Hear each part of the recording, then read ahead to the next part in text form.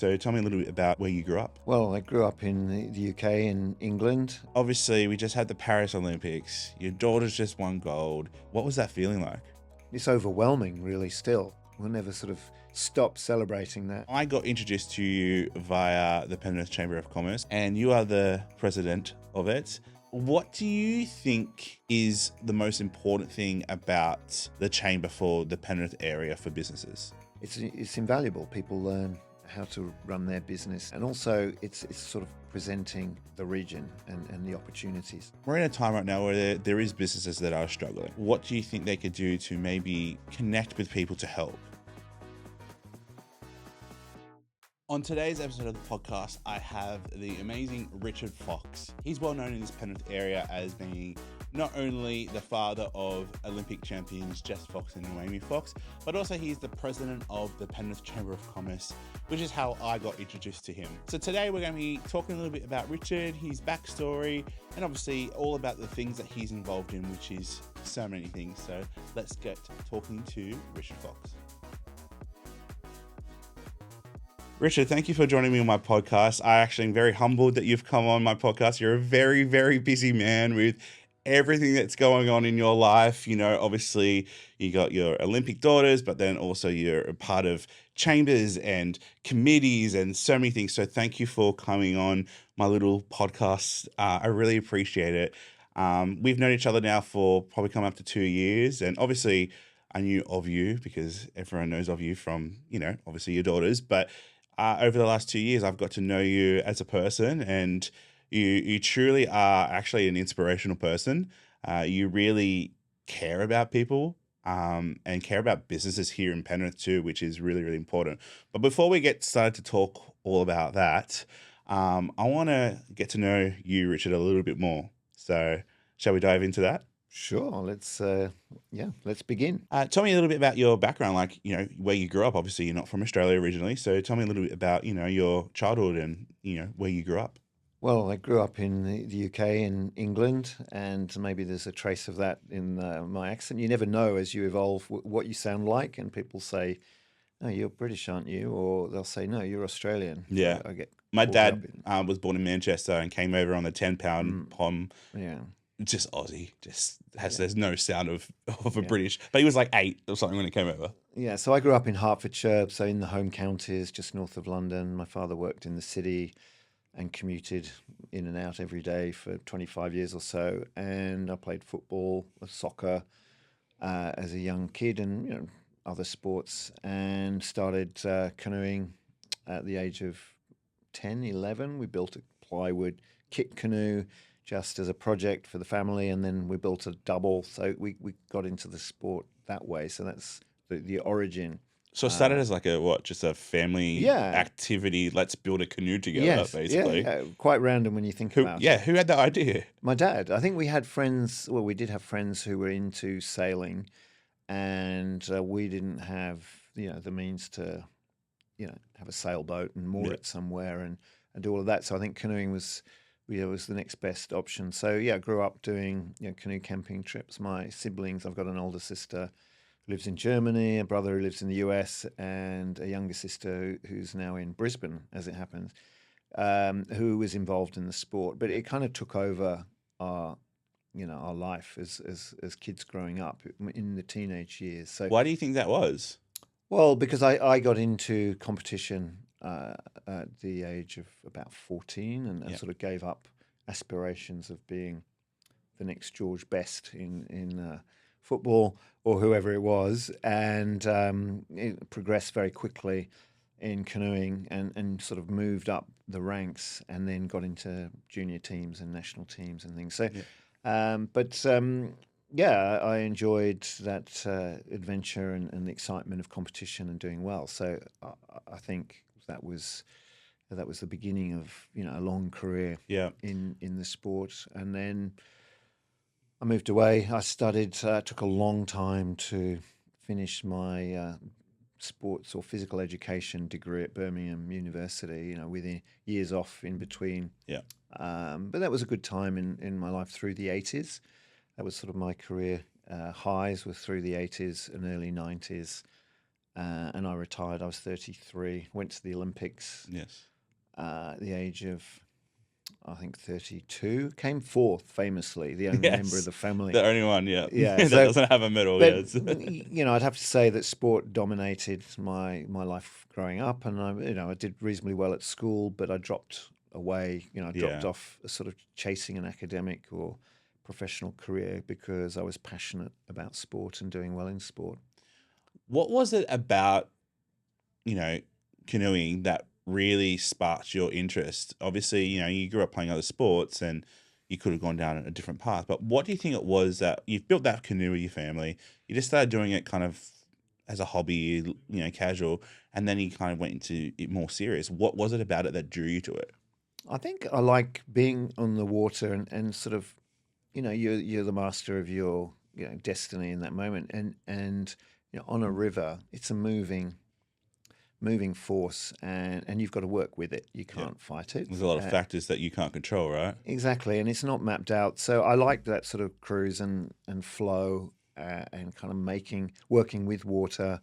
And I think just you get absorbed. And in canoe slalom, you've got a course to follow. And I Mm. found that it was never like it's not a set script, even though it's mapped out. You've got to do the gates in a sequence and not hit them and those sorts of things.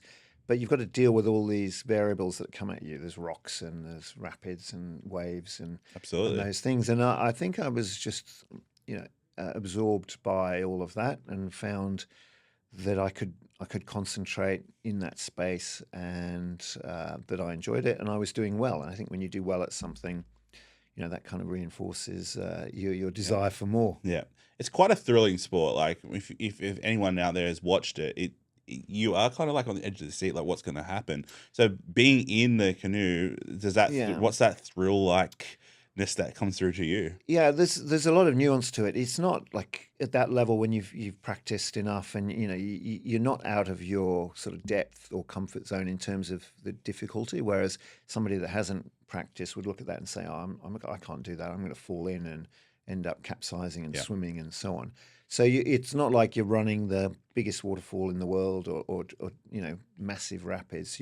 It's a challenge. It's a test, and so it's how you master that. And so you're looking for ways to squeeze a bit more Yeah. time, where to push hard. And I think that was the thing. I like that combination of tactics and strategy and, speed and power and Yeah. endurance. It's never all of one of those, but it's a mixture of all of those. It's definitely a mental and a physical game Yeah. for sure. Like, and I know that gets thrown around in lots of sports, but I think it's how can you see the water's not going to behave the same way, right? Like, yes, certain gates might be harder than others, but Yeah. water is a free flowing entity. So you have to go in there with a mindset, right? Of, okay, how am I going to tackle this? But then also, I really need to be physical to get that turn, right? So Yeah. it is a battle between your mind and your body sometimes. And the other thing is, it's never perfect. You could always find a way, where you'd think, I could have just done that a bit better. But then Hindsight's 20/20, right? it's about the whole. It's how you do. You've got a course, you've got to navigate, and it's showtime. It's a performance, and you might have been able to do better in practice than you do in Yeah. competition, or you might have struggled in practice and you're able to deliver in competition. So that kind of, I suppose, performance pressure environment where you're at the start, and it becomes a little bit addictive. You get nervous. For sure. You want to do well, but if you want to do well too much, then you lose focus. Yeah. So you've got to be able to just get into the flow of the moment and take what comes at you, knowing that it's not perfect. And if you make a mistake, you recover, and it's over relatively quickly. In those days, we raced much longer courses than they Oh, really? race today. Yeah, much longer, like a longer distance and more gates, and so it was a bit So you're more. saying it's easier right now? Well, no, it's a bit more of an endurance game. There was more space, there was more time, the equipment was different. If you watched, as the girls have done, video of my races, they'd think, is this in slow motion? Whereas today it's much more dynamic, Yeah. it's tighter, it's more, Yeah. it's more interesting in many ways. Yeah.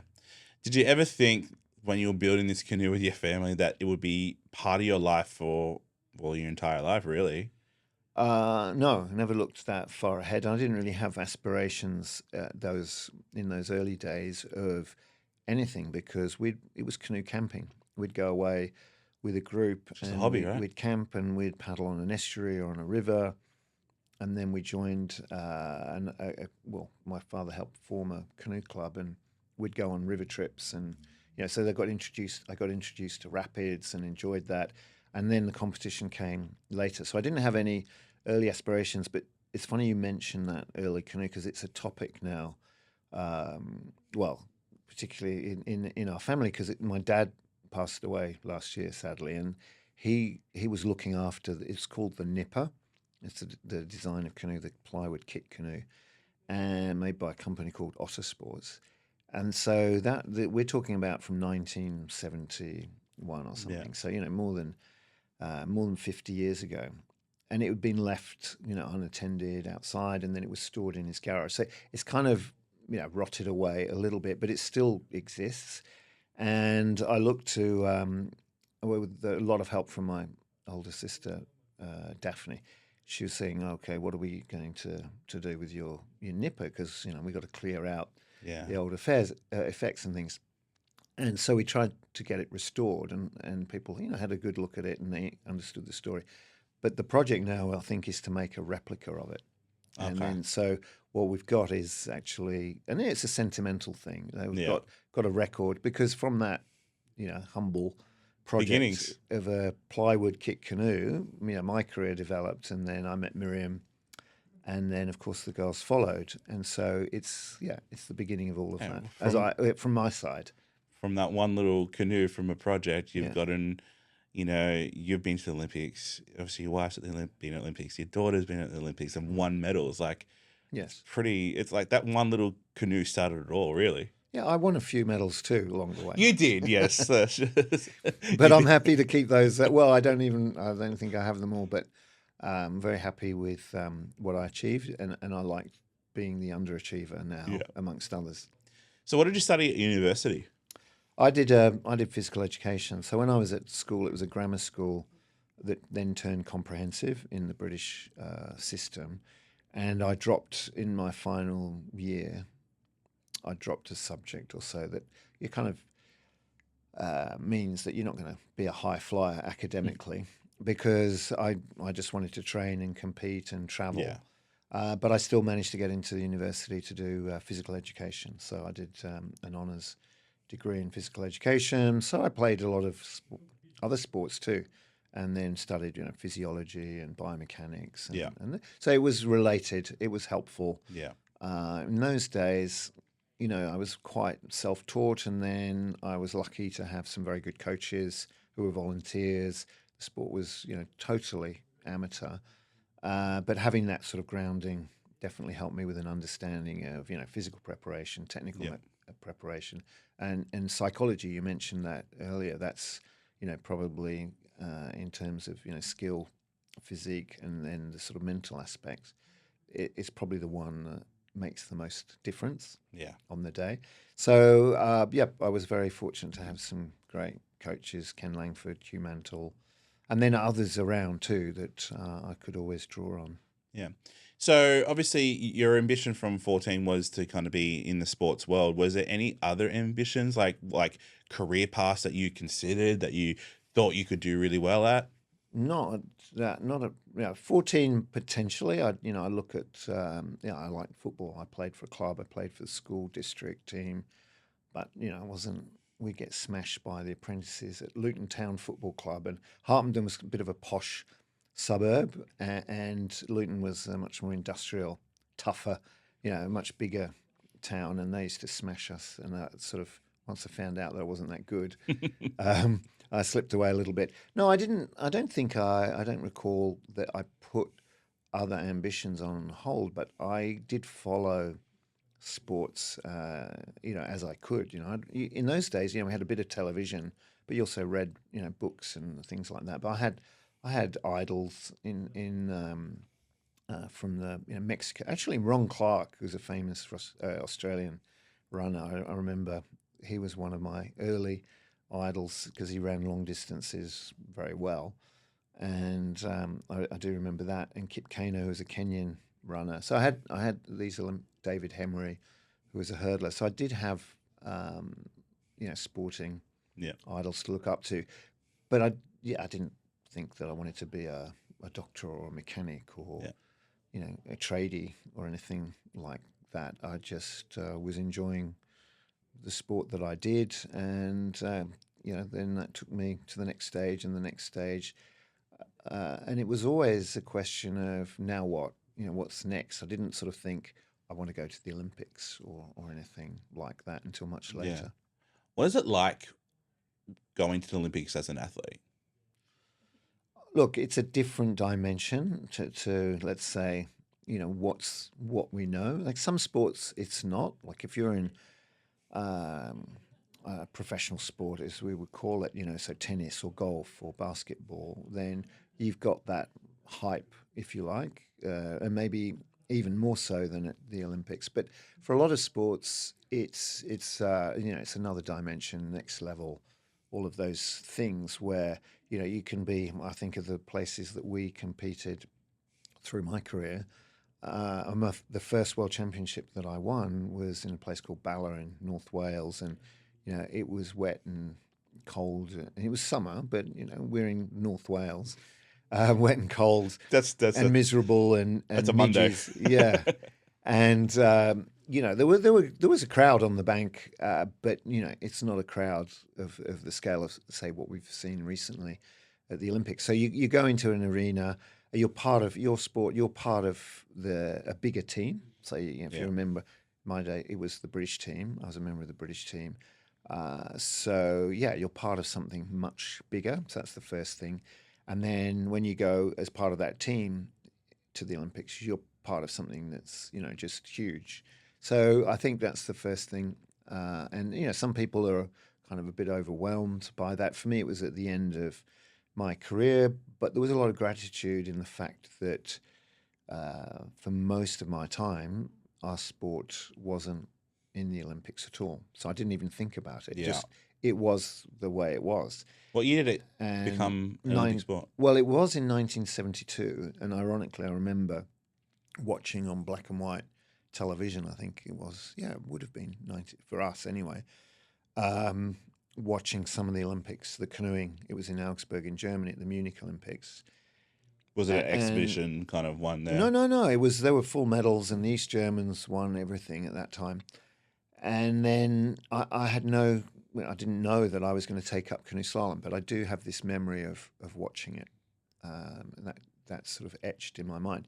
But then it wasn't until 1992, that the sport was in again, the discipline of canoeing.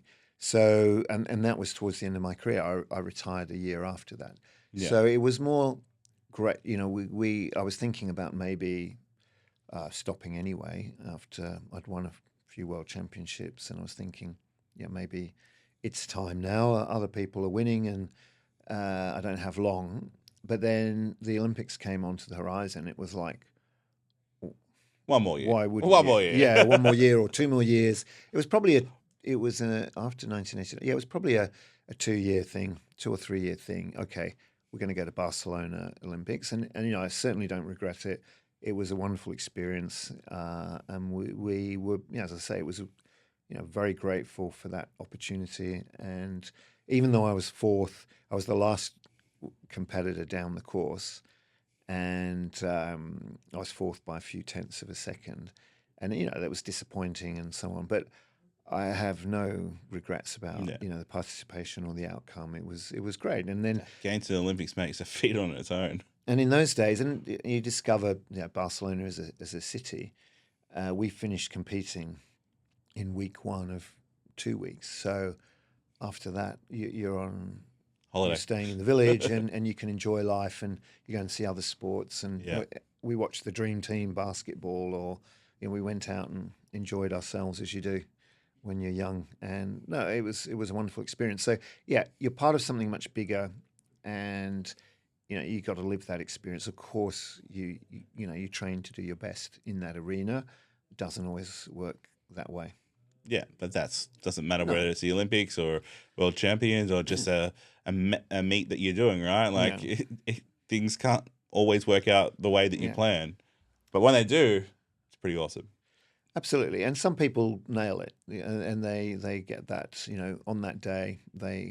And some of the great athletes, it's a missing trophy in their cabinet, or as we've experienced through Jess, particularly at that time, it took a long time to Yeah, get there. It was her third Olympics yeah, before she won. So I think you don't take anything for granted, and whether, let's say, you're doing long jump or you're doing pole vault or you're doing canoe slalom or whatever it is, that in that arena, it's what happens on the day. You can't control what others do, and there's room for surprise. There's room for upsets, and you have to be able to sort of wear that. But it does, I think it does hurt a little bit when you're capable, but you don't achieve at that for level. sure, absolutely.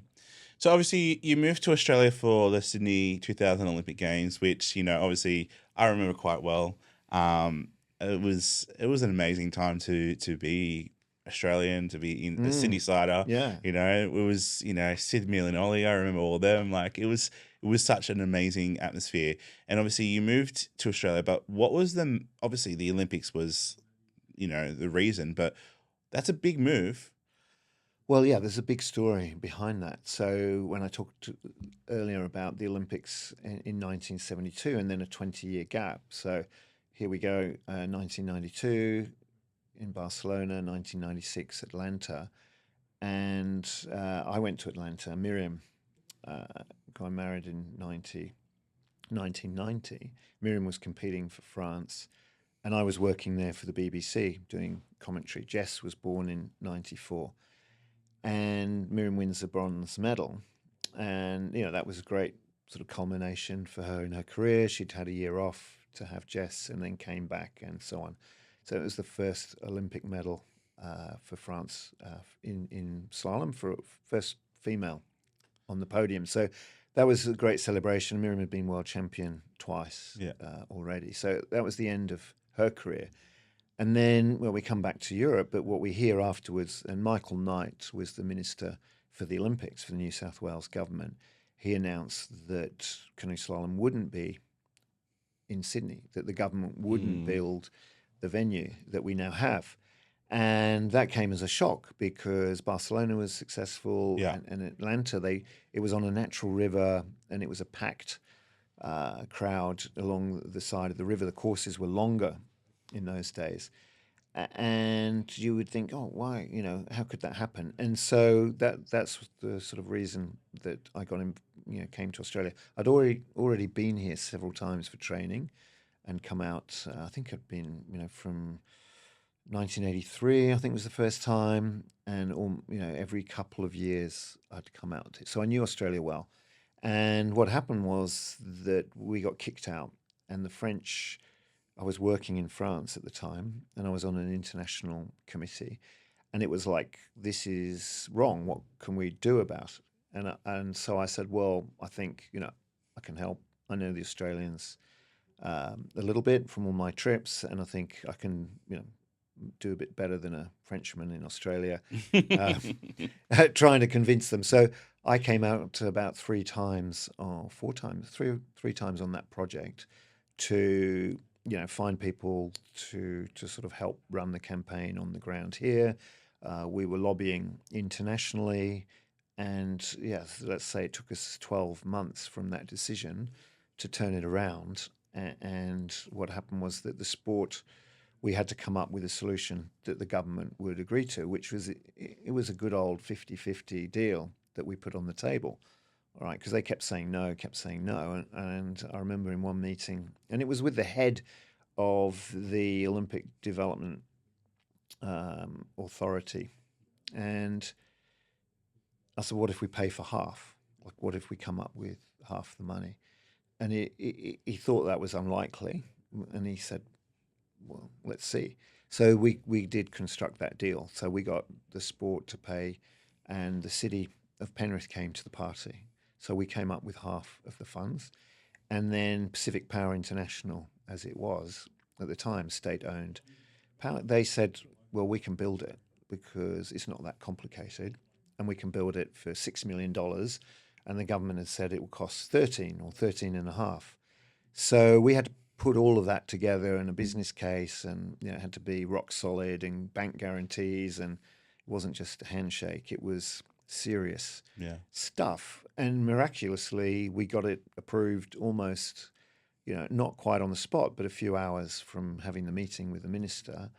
And we had a president at the time. He was an aristocrat, really, from Florence in Italy, a professor of agriculture, I think. But he was the president of the International Federation, and he flew over. The mayor of Penrith was there around the table, and so on. So that was a defining moment. And suddenly we were back on the program. Yeah.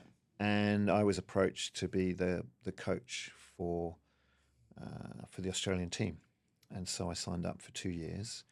And Miriam thought, well, that's it. We'll go for 2 years. It'll be a great adventure. She was announcing in French at the Olympics. And I was coaching. And then we wondered what next. And, we stayed another 4 years. And here we are. Yeah. We stayed ever since. So, but the defining moment was that decision that was made to build the Penrith Whitewater Stadium. That's what brought us here. And that's why we live in Penrith. There's obviously so much pride around the Whitewater Stadium here in Penrith that I'm sure you have. Not only were you a big part of getting it built, but now you also got the Fox Island as well. So really, your family has etched its history in that space. How do you reflect on that? Yeah, well, I think that there are other people that should have a piece of that island. When you think about what it takes to sort of turn something around like that. So, the engineer who built it, or Peter Healy's his name, because without people like that, we would never have got here.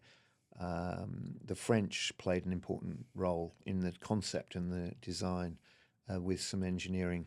And we had a chap called John Felton who, later became involved in the design of venues.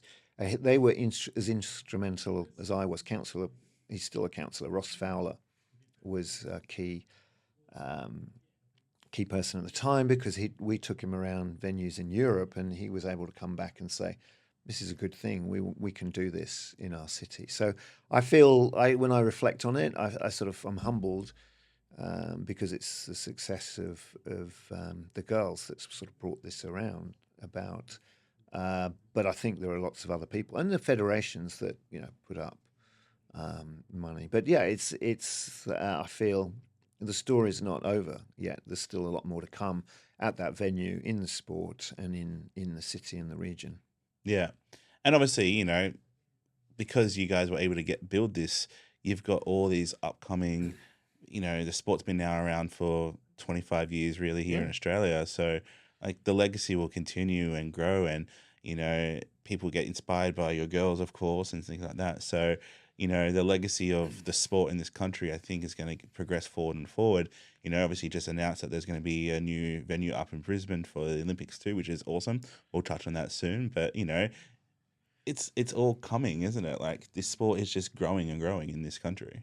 Yes, it is, but it's about more than sport now. So venues like this, they've got to become destinations for other things, and high performance training, or as it's used for now a lot by the emergency services, SES, fire and rescue, and so on. But they need to be sustainable financially. And so we've got to make them into, as I say, destinations or attractions, and grow the revenue streams that will enable them to thrive as a business. And at the end of the day, it is a business. Yeah, so in the sense that you've got to pay for, you've got to pump water, and you've got to pay for the upkeep and the staff. So the days are gone where you sort of, build it just as a high performance facility. Yeah. And it's a great experience. So the way, hopefully we can do this through the event 29 September to 4th of October, that we can show what it could be like more often. So, a vibrant centre of activity, music, entertainment, activations, and more than just, whitewater for paddling. So create a destination. We've got a new airport on the horizon, that'll come online next year. It's due, end of 26. Yeah. So where do people go? What do they do? Where do they stay? How do we sort of elevate the appeal of our region? And sport can be part of that. So the World Championships this year, but ongoing international events, and not just in paddling, in rowing and triathlon and Yeah. others. So even though we've got a great Olympic legacy as it is at the Regatta Centre and the Whitewater Centre, we need to go to the next level in terms of how we activate those facilities and how we operate them and how we then make them part of something more for the region. So they go, oh, well, we can go rafting and then we can go up to the Blue Mountains, or we can ride a bike around the lakes. So to me, I see it as a next phase, and it'll Evolution, right? yeah, an evolution. And if we talk about legacy, that would, to me, beyond performance of athletes in our sport, it would be how more people can enjoy those open spaces and appreciate. They don't have to go paddling. Whitewater rafting or kayaking isn't for everyone. No, yeah. But being by water, being in the outdoors, the beautiful vistas of the mountains, it's a good thing, right? 100%. So obviously you subtly mentioned that there's the World Champions coming here this year, which is very exciting. Can you tell us a little bit more about the World Championships, what's involved, and why is it such a cool thing to have here in Penrith? Well, this year will be the 25th anniversary of Sydney 2000. So let's start there. So the story about the venue being built, and in Sydney 2000, as you said at the very beginning, was it was iconic as an iconic event for Australia, for the nation, for Sydney siders. Still the best opening ceremony in my opinion. Yes, exactly. So all of those things, and then to be able to celebrate that's one thing. We hosted a World Championship in 2005. So shortly after the Sydney Games, and that was at a time when things were tough. We'd have the high of the Olympics, and then afterwards there wasn't the resources around to do a good job. So we, the Federation, Paddle Australia, put in a bid to host again 2025. That sort of milestone event anniversary. And that was just as we were sort of in COVID. So the bid was being drawn up. So we're in COVID, and then come out the other side of COVID, and we didn't have any funding commitments at all. And so it was like, oh, how are we really going to do it? And then we had to get going and go to the government for funding, and the New South Wales government. So fortunately by then they sort of understood, well, we now own and operate the venue. Penrith City Council had operated the venue for 20 years and sort of, I guess, then felt that it was time for them to step out, and it was a government asset. The government should maintain it. So the government comes in, and I think we're grateful, well, very grateful for their commitment to support the event with $2 million. So that's a huge amount of funding on the so it's celebrating Olympic legacy, and the decision was made before the girls went to Paris, so they were anticipating successful Olympics last year, and then the federal government came on board as well. So we're with $1.2 million, and we were able to announce that in September, just after the Olympics. So we are grateful for the performances, grateful for the government support, and now we're building a commercial program around that event so that we can present a big show, good entertainment, broadcast on Channel 9, tickets for sale on Ticketek.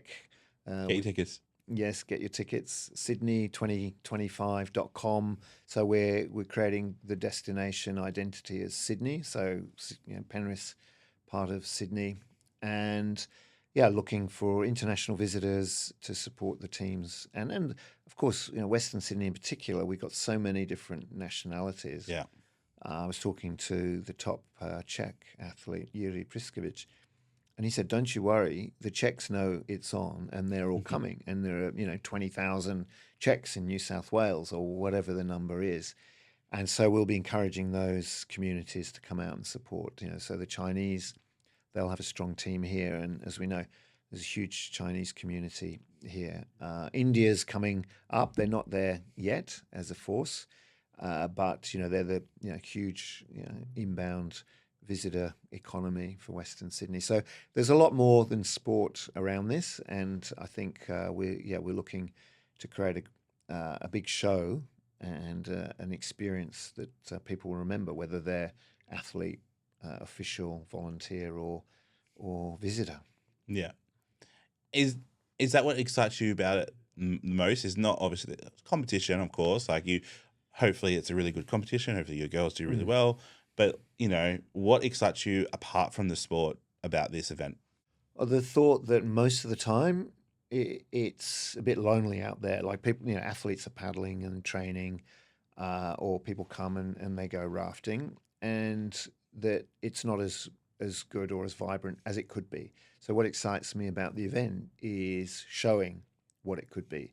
So creating that atmosphere, having lots of people there. So probably one of the benchmarks will be that, Penrith comes to the party, Western Sydney comes to the party, and people from further afield come. So from within the sport around Australia, the alumni, if you like, but more broadly, northern beaches, eastern suburbs, but particularly more locally, people come out and go, we want to have a celebration of opportunity and be part of transformation, so that this venue becomes something where we can have festivals, we can have sporting events into the future, but most importantly, we can have entertainment, family activities, and use that open space more productively for the well-being of community, really, because it's not about my interest in the particular sport that we do. It's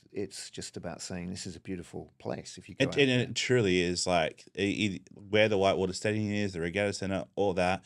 It's surrounded by mountains and the lakes, and it's really pretty. Like when that light hits on the sunset, right? Yeah. It's gorgeous. And yeah, look, I'm excited for it, and I know a lot of people in Penrith that I know are excited for it, and not only just support your girls, but like I've fallen kind of in love with the sport too.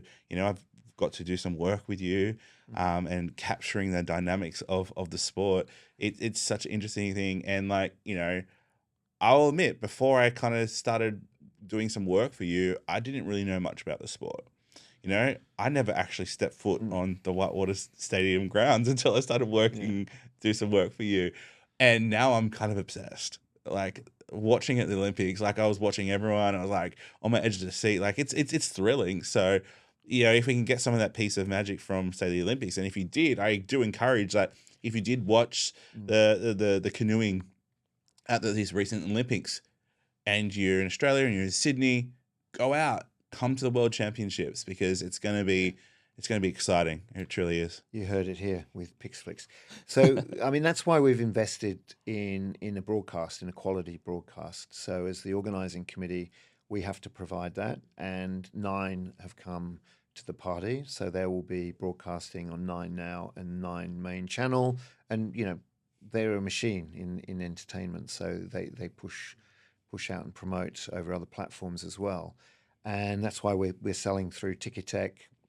And we're very grateful for that support, and we've been able to do that, put on that type of show because of the government funding. And then the other element is the sports presentation. So when you go to, and I was lucky enough, I was in America last week, in Oklahoma, and Oklahoma Thunder. Don't know if you follow the basketball, but they're one of the top team at the moment in the NBA. And you go to a sporting event like that, and it's entertainment first, and sport 100%. sits within that. So there's this shift and trend towards sports presentation, fan engagement, and what do you do? So that's the exciting thing, and that all costs money. So, but we're going to invest in that. We've committed to investing in that. So you're going to get, if you come out, if you buy a ticket, it's $15 for kids, $30 for adults, and you're going to get a good show, and you're going to be entertained, and that's the main thing. It's Absolutely. not just about watching a technical sport; it's about enjoying the environment that the sport takes place in. Yeah, absolutely. Now, obviously, I got introduced to you via the Penrith Chamber of Commerce, which you are the president of for the last 2 years, correct? maybe even be I three think it's coming there. It might be up. more three. Yeah. And obviously, the Penrith Chamber I've had a couple of people from the Chamber on the podcast. And just to reiterate what the Chamber is, it's a group of business, like-minded business people in the Penrith area that get together through different events and collaborate, work together. And it's a really good place for businesses, especially if you're a small business, but also medium to larger business, anyone. And you are the El President of it. And um, what do you think is the most important thing about the chamber for the Penrith area for businesses? Well, I think it's a place where businesses can come together in an environment where it doesn't matter if you're a big business owner with let's say 100 or more employees, or a sole trader, or just a few. People are on equal footing. They can connect, they can network, and we have this saying, don't do business alone. And I feel that we've succeeded in doing that, and also it's sort of presenting the region and the opportunity. So we've got behind projects around the visitor economy, destination Penrith, the airport coming, and really, I suppose, emphasising the opportunity and showing so that people can see that we stand for that growth, for that opportunity. We like to run events, so monthly we have these networking events, and they're very popular. As I say, you get all scales, different types of businesses. We have the Chamber Collective, which is industry exclusive. I think you're a member of one of those Yes. groups, so you know how that works, it's invaluable. People learn about how to run their business from other people, and without the pressure of being they're not with their competitors, or they're not with their own staff, so they can learn and grow within that environment. So it's really enjoyable, and what's gratifying with it is when people sort of say, well, I made so many new connections, I've been in my lane, and here I can talk to other people in other industries or other businesses, and so on. So we have a very diverse spread of businesses, and it's enjoyable. And we've got a great board that's forward thinking. We're not that stuffy. Um, don't want to sort of name any businesses, but the typical image you might have of a chamber is kind of old school. Whereas I like to think we're quite progressive in the types of events we like to run. We partner with other organisations. Next week, we're partnering with the UDIA, so the Urban Developers Institute of Australia. It's property and infrastructure, big serious stuff. So the major developers, but that's at the Western Sydney Conference Centre. But things like that we're challenged to put on alone, but by associating with bigger organisations, we can be part of those conversations. Business Western Sydney Leadership Dialogue, and we're collaborating with the Penrith City Council on some of these initiatives, and they come along and sponsor some of our events. Manufacturing is another area that we've been strongly involved in and growing. We've had a sort of made here focus of manufacturing industry representatives. So and I think health might be a topic on the horizon into the future. Yeah. And obviously you've been in this Penrith area for 25 years. I'm sure the growth of this area in terms of businesses has been astronomical, right? Yeah, well, it definitely is identified as Western Sydney broadly, but Penrith definitely. The population has grown, the economy has grown. I mean, we hear Western Sydney is the third economy in Australia. You've got Sydney, Melbourne. The predicted growth here in terms of economy, jobs, and so on, the investment opportunities. The airport's driving a lot of that. We need migration. And a lot of the migrants that are coming in, they're coming into Western Sydney. So we've got a very rich environment in terms of the population, and then in terms of the types of businesses. I mean, health's the biggest employer in the Penrith LGA, construction's up there, retail, and so on. But the big opportunities moving forward, and I mentioned visitor economy, that's going to be part of a lot of the growth. And the thing that separates the Penrith area from some of the other centres in Western Sydney is we're at the foot of the mountains. We've got the Nepean River on our doorstep, and you can see how the river has developed over the last, you go back 5 years and you think, oh, wow, it's come along. And you go back 10 years and there's still more to come there. And then, of course, we got the Western Sydney Lakes, which is not open yet, but that puzzle needs to be unlocked because it's a huge expanse of land that has great value to the local community, but also more broadly as part of our destination.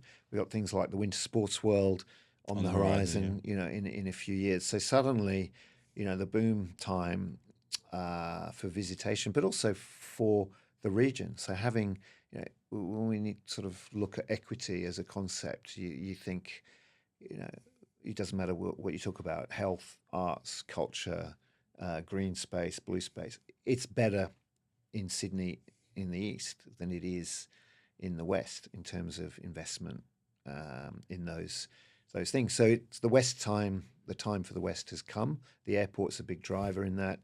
And I think businesses, conferencing, all of those sorts of things. So it's not to say we want an invasion here, but it is going to fuel the economy, provide jobs, but also provide a better quality of life so that people can go, you know what, we're going to stay and work here and not travel back into the city. And we're going to feed the mountains. Like, it's a no-brainer. But we need more hotels, we need accommodation. There is land here. We're in a floodplain. It's not simple. So you've got to go through all of those things. And then, of course, we've got St Mary's, which is a hub that's due. It's not going to explode instantly, but the metro from the airport will come into St Mary's. So there's a master plan from Penrith City Council to sort of guide that development there. So exciting times, great to be part of it. But my motivation in all of this is to, I suppose, raise awareness of the potential and to encourage people to get behind it. Because when there's confidence in I suppose, the natural resource and the opportunity, then, that helps, drive investment and helps people feel that pride in their community. For sure. And I think that's probably one of the reasons why I think you're such a good president for the Chamber is your history of connecting the dots.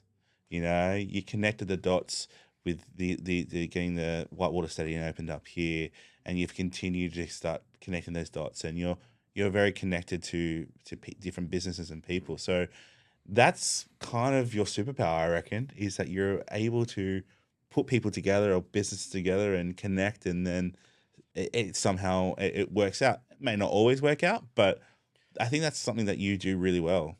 Well, thank you. But you can't change things without government or, with local government or state government or federal government. The federal government, the airport is a federal project. The roads, the infrastructure, schools, it's state government. And then obviously local government manages things here. So they're the most sort of significant players in evolution of, place. But I think, the stars are aligning for Penrith. And the other thing I would say is that the connectivity along the river corridor is sort of becoming more relevant. So if we've got Camden that's on the Nepean, and then we go down, to Windsor, which is on the Nepean. So Penrith Place is part of that sort of, I suppose, a more regional, Penrith, Blue Mountains, Hawkesbury. We've got a lot of natural opportunity to develop and promote, and we should be doing that as best we can. What do you think? So obviously we're in a time right now where there is businesses that are struggling, right? Yeah. There's no denying it. We hear closures of businesses almost every day, nearly. As someone that is part of the chamber as a president, what is your advice to those businesses out there that might be struggling? And I guess what do you think they could do to maybe not so much obviously get them out of a hole, but connect with people to help? Yeah, it's a tricky one, and it is we talk about cost of living, and everybody's sort of feeling that. You can't say you're not. I mean, some businesses do better than others. I think there's a bit of self-regulation going on. Look, I think sometimes people get into business, and look, in no way am I an expert as a small business owner employing people or making things. But what I observe is that potentially in some areas there's an oversupply, so there's a sort of self-regulation going on.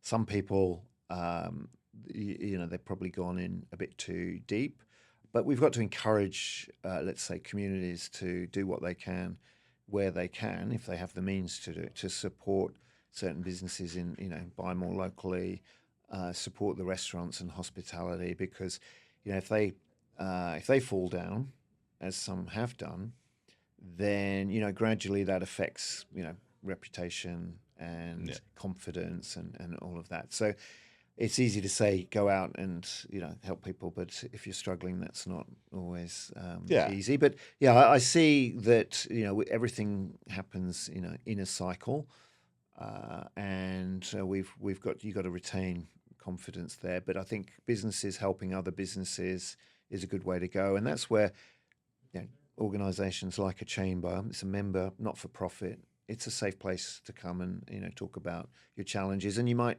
you come across people who can help provide a solution. So restructuring your business or refinancing, those sorts of things. A chamber can help connect a business owner to somebody who's going, look, I'll give you a hand, and it might be an accountant or they might be a lender and so on. So I think there's still a lot of optimism and opportunity. The airport's going to bring a lot of that. So there'll be a lot of freight, import, export, advanced manufacturing. Businesses need to sort of evolve into the opportunity sectors going forward, I'd say, and not be sort of stuck in their ways. If things change quickly in today's world. 100%. It's been digitize. Yeah. Bit of a running theme that I've said in these podcasts is like business can be quite lonely. I experience it as a small business. There's only certain people in your circle that can understand it before it becomes maybe like a burden towards them. So for me, like the chamber is a place where I can put my problems out on the table, especially in the collective groups, which I think is one of the most valuable assets that the chamber has going.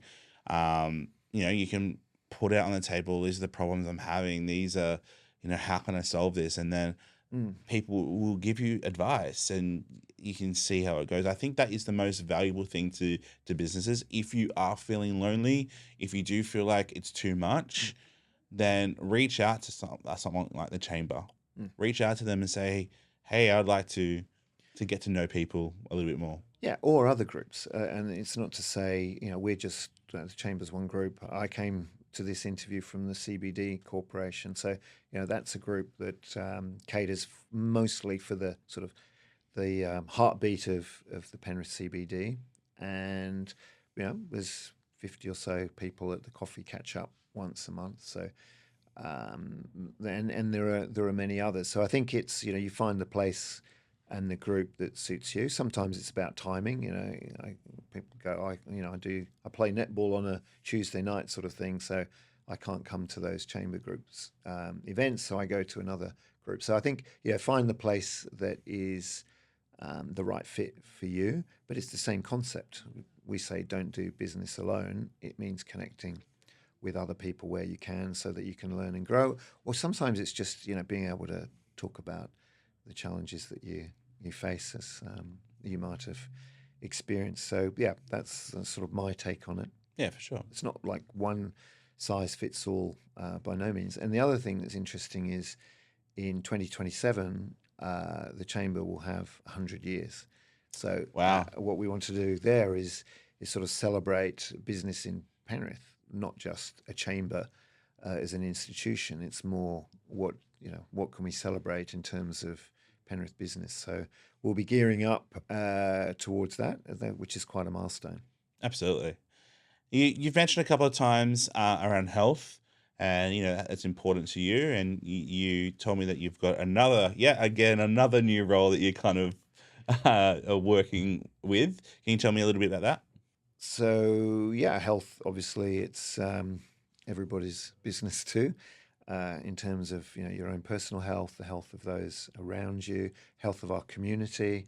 So in Penrith and in Western Sydney, we have a lot of health challenges, and so I wouldn't say I'm immersed yet fully in it, but I've taken an interest in through sport we can promote health and well-being, Yeah. active transport, and you can see the growth in activity around the river, the river walk, the famous river walk, in Penrith, and the thousands of people that do that each week. So I've recently been appointed to the board of the local health district, Blue Mountains, Nepean Blue Mountains, and that's exciting. It's huge, but health, as I said, earlier, it's the biggest employer in our local government area, and we stretch up to Lithgow. We've got Katoomba, Nepean, and that's the biggest, I suppose, centre within the district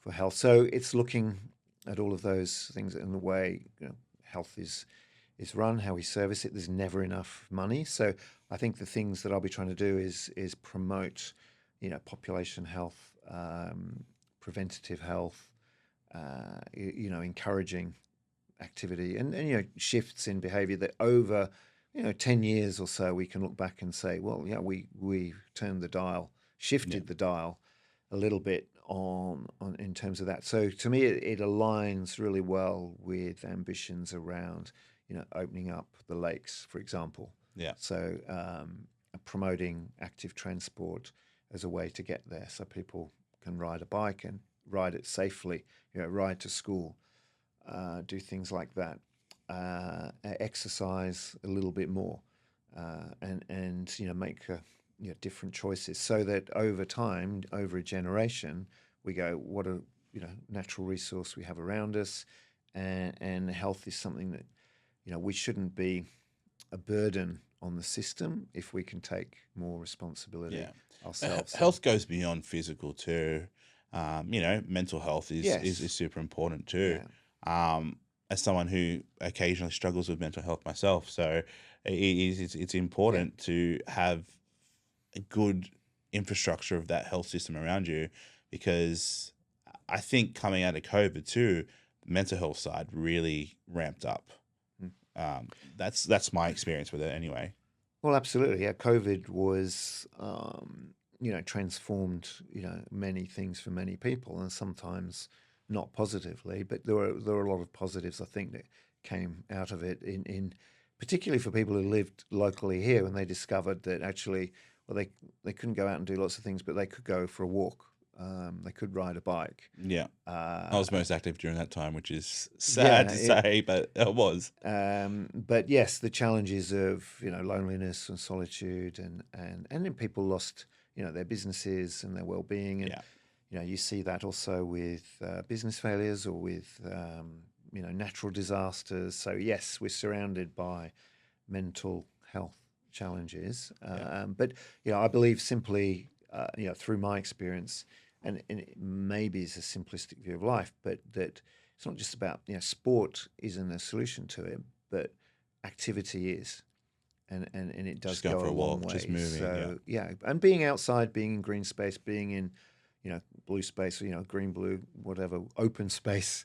Which all segues back to what you've been trying to achieve since the very moment you arrived to this country, really, right? Is create spaces like in with the white water, and where it is and situated, like it's a perfect place for people to go out and experience nature, experience walks. Like it's as I said, really beautiful. So I think this new position for you really does sit in a holistic approach to what you currently do as well. Yes, well, thank you. And I think you can't look at things in isolation. So if you want to make it more, I suppose, appealing for people to exercise and take care of themselves, you've got to make it easy.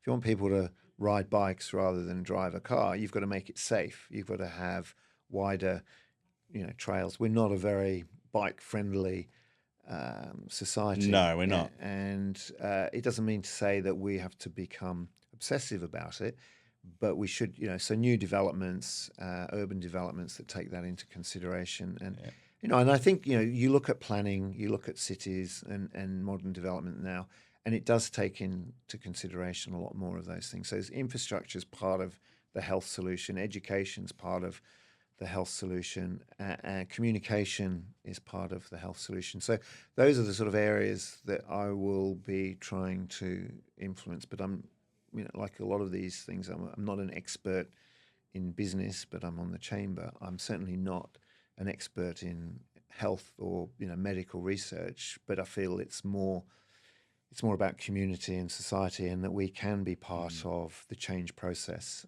I think that outside perspective too of not, you say, you're not an expert in business, but that outside perspective probably really does help. So, yeah. Well, yeah, and I think there's a place for everyone. So you sure. don't have to be, Einstein to make change in life. Yeah. Now, the last question before we get to my rapid fire questions, and I'll be remiss not to bring it up, but obviously we just had the Paris Olympics. Your daughter's just won gold. You're being commentating. Yeah. What's that feeling when you look back at it that, you have both your daughters in Olympics, Noemie's first Olympics, they come away with 3 golds. Like, honestly, like that is has to be such pride. Like, not only as someone that's been around this, we've talked about, humble beginnings of building a canoe, but as a father, what was that feeling like? Well, it's overwhelming, really. Still, I think it was incredible, and we couldn't have scripted it that way. And so there's still a lot of emotion attached to those performances, and the way, if you like, it was 10 days of competition when you added up from the first day that Jess started to the last day that Noemie competed. And there was an opening ceremony attached to all of that. So it was huge. Flag bearer. Yes. In the rain. Yeah, so it was all of that. And to think, before, it was a bit like the question you asked me right at the beginning. What do you think of, and what was your dream? What did you want to achieve? I mean, of course, Jess and Noemie, they wanted to do really well. And in Jess's case, she was already an Olympic champion coming in. She wanted more of that. For Noemie, she'd just qualified a month before, and to sort of think that she was going to become, the Olympic champion in the new kite cross event at her first Olympics, it was still a long shot away. So I'm going to the Olympics, and then, I've got to get through the rounds and so on. And not only did she win a gold, but like history making with the first one too, right? Yeah. So it's etched in that history book.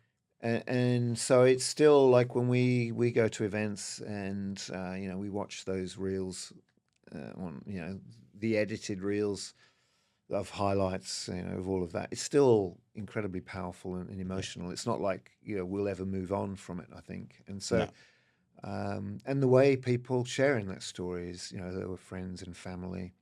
But the community, the community of Penrith, truly are inspired by your daughters, really. Like, you're not from this country. You moved here only 25 years ago, but this area of Penrith it really is your second home, right?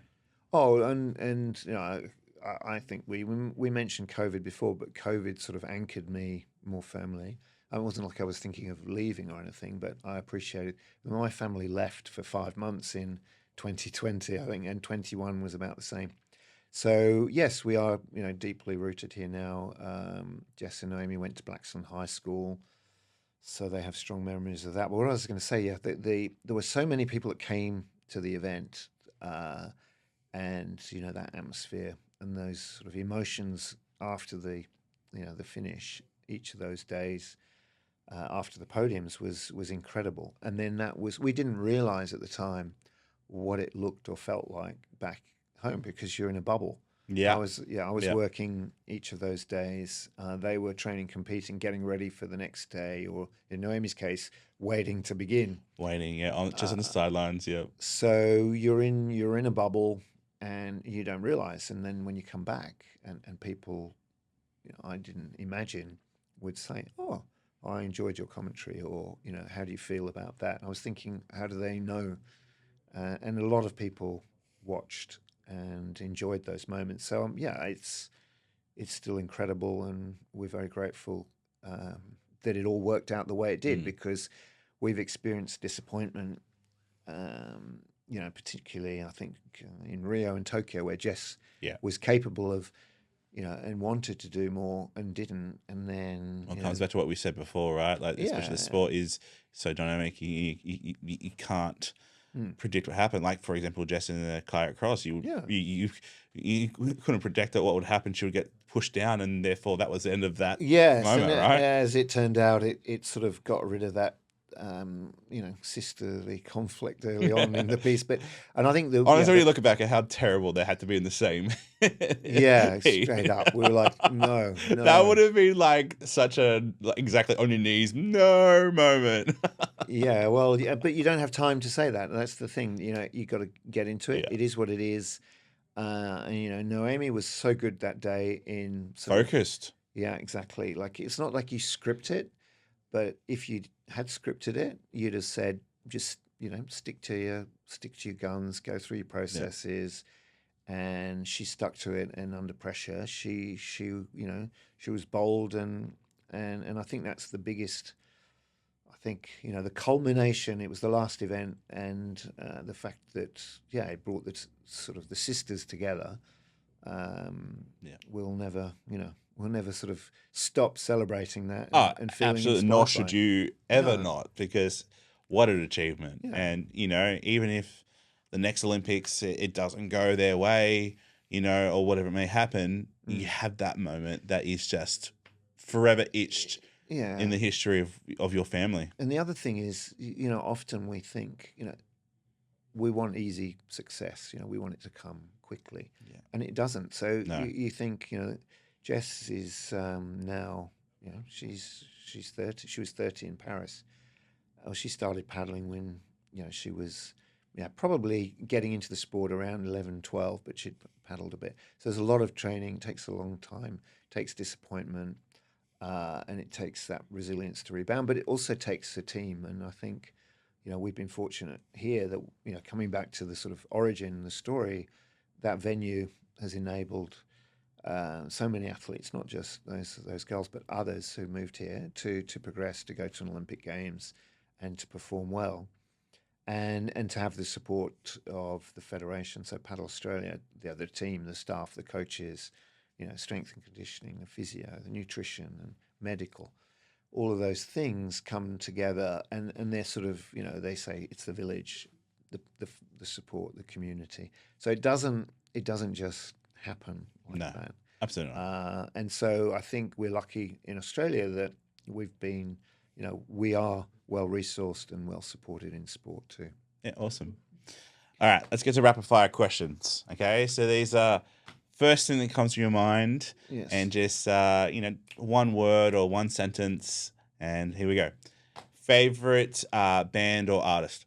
Oh, I like Beatles, YouTube. Did you U2, I said. hear about they just announced 4 Beatles movies? 4 Beatles movie. So they're doing 4 individual Beatles movies on all individually on the Beatles, and they're all coming out on the same day. Some grand scheme. Anyway, No, I like some of the old stuff, but U2 I liked a lot. awesome. If you could do anything else in the world, what would it be? I would have loved to have been a surfer. I think when I look at surfing, I just think I never learned how to surf. So I'd love to ride a big wave. Maybe not, pipeline, but I'd have loved to have been a surfer. Yeah. And a better skier. Well, when the winter sports come, you can maybe become a better skier. Okay. If you could have a superpower for the day, what would it be? Oh, I'd like to do the Times crossword. How is that a superpower, Richard? Oh, I don't know. I just sort of think I've looked at those. I used to get on the train, go to school, and I'd see these commuters, and it's sort of a stereotypical, Business British person. thing. And you sit there and you see these people, and they're just nailing the Times crossword, and I could never, understand the cryptic clues at all.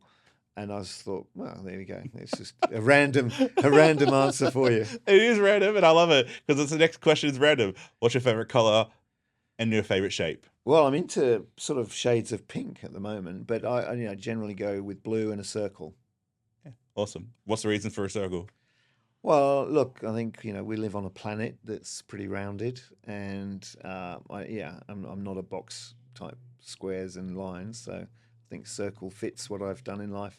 And favorite book? It could be business book. It could be fiction, non-fiction, whatever you have. Oh, I like The Alchemist, Coelho, Pablo. I like thrillers. John le Carre. I read pretty much all of his suite, but not, that's some time ago. I don't read as much now as I used to. We don't tend to, do we? No, I'm on but we all audiobook should. now. Yeah. I'm into audiobooks. Yeah. And probably the best piece of advice that you've ever heard. Best piece of advice I've ever heard. Well, we we have a few in our house. Like toughen up comes up quite a lot. You got to keep showing up, and I think one is you don't have to feel. One I like is you don't have to feel good to start, but you have to start to have a chance of feeling good. And I kind of always like that. You don't feel like, I don't know, you don't feel like starting an assignment, or you don't feel like going to the gym, or you don't feel like going. It's like if you don't try, you never will know, right? Yeah. So you have to start. You have to step into the arena, and you have to keep trying. Like, Just get on that water and paddle. Don't let perfection get in the way of the good, sort of thing. Yeah, awesome. And just to our audience directly in the camera, did tell them where they can obviously get their tickets again, what's exciting and coming up for you. Sydney2025.com. You can get linked through there to Ticketek, and you can buy an event package. You can bring your kids. You can come for one day. You can do a multi-day, 29th September, 4th of October. It's going to be a lot of fun, entertainment, great day out for all the family. And also, if you are a business owner out there and you're in the local Penrith area and you want to, come to the chamber or come to an event and see what we're all about, where can they find that? So penrithchamber.org.au, got a website, and we welcome any type of business, and look forward to you reaching out.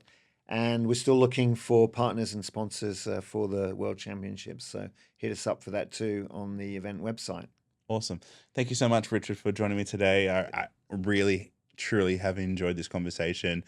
From humble beginnings to legacies, it's just really amazing what you and your family as a whole has achieved, and it's very inspirational. Well, thank you, Adam. We're not there yet. A lot of work to do between now and October, but thank you. Awesome. Thank you so much for Richard Fox for coming on the podcast. I truly am humbled that he came on my little podcast, getting to know his story from, as I said, humble beginnings of just building a canoe together with his family to where him and his family is right now is just absolutely amazing. And there's so many incredible things happening in this Penrith area, not only for businesses with business community, but also with the World Championships on the canoeing coming up. It's really going to be an exciting time. So like he mentioned, if you do want to come and buy a ticket for the Canoe World Champions, please do. It'll be fun, not only sport to watch, but as he said, a show. If you are a Penrith business owner and you do feel like you want to connect with some people on a business level, then head over to the Penrith Chamber website and sign up or get in contact with them and find out a little bit more about the chamber. But like always, thank you for watching this podcast. Please like and subscribe on obviously YouTube and also on our podcast platforms, whether it be Apple Pod or Spotify. And like I've said before, if you are a business owner and you do want some help with a video and how video can play a part of your business, then head over to our website, or you can book in a free 15-minute discovery call with me where we can kind of deep dive into your business about how video can help play a part in getting you more leads, customers, and overall just feel great about what your business is. So head over there, grab a 15-minute discovery call with me, and I'll talk to you soon.